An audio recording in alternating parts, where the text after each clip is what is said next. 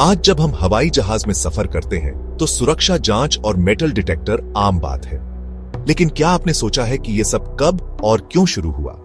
इसकी शुरुआत एक ऐसी घटना से हुई जिसने पूरी दुनिया को हिला दिया। 23 जुलाई 1968 एल फ्लाइट 426 का अपहरण। यह सिर्फ एक विमान अपहरण नहीं था, बल्कि आतंकवाद के बदलते चेहरे और हवाई यात्रा की सुरक्षा के लिए एक चेतावनी थी। उस समय हवाई यात्रा एक लग्जरी थी, सुरक्षा के नियम ढीले थे और किसी ने नहीं सोचा था कि कोई यात्री विमान को हथियार बना सकता है। लेकिन 3 फिलिस्तीनी आतंकवादियों ने सबकी सोच बदल दी। उन्होंने दिखा दिया कि एक विमान को बंधक बनाकर अपनी राजनीतिक मांगें मनवाई जा सकती हैं। इस घटना ने इजराइल और अरब देशों के तनाव को और बढ़ा दिया और पूरी दुनिया को दिखा दिया कि एक छोटा समूह भी बड़ी सरकारों को चुनौती दे सकता है। तो चलिए जानते हैं उस दिन क्या हुआ जिसने हवाई यात्रा की परिभाषा बदल दी।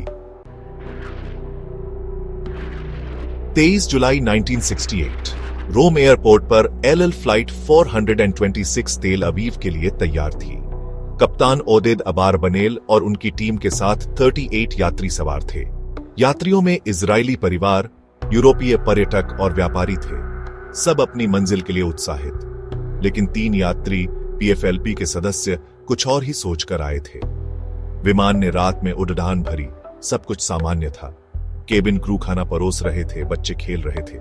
कॉकपिट के दरवाजे उस समय खुले रहते थे, सुरक्षा के नियम ढीले थे। जैसे ही विमान इटली के तट से आगे बढ़ा, अपहरणकर्ताओं ने अपनी योजना पर काम शुरू कर दिया। बाकी यात्री इस खतरे से पूरी तरह अनजान थे।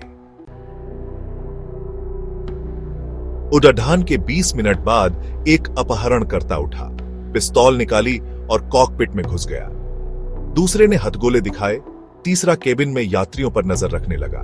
अपहरणकर्ताओं ने ऐलान किया, यह विमान अब फिलिस्तीन की आजादी के लिए है और इसे अल्जीरिया ले जाया जाएगा।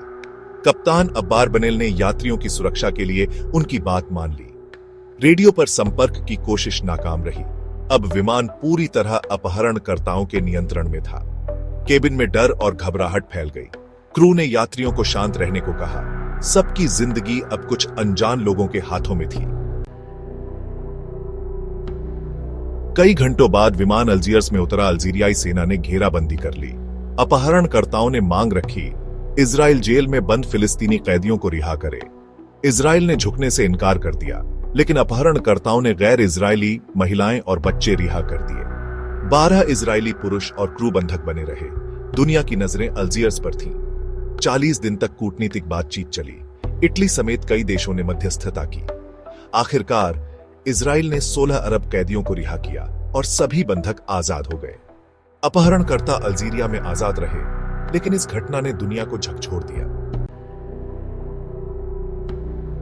एल फ्लाइट 426 के अपहरण ने विमानन सुरक्षा की दुनिया बदल दी।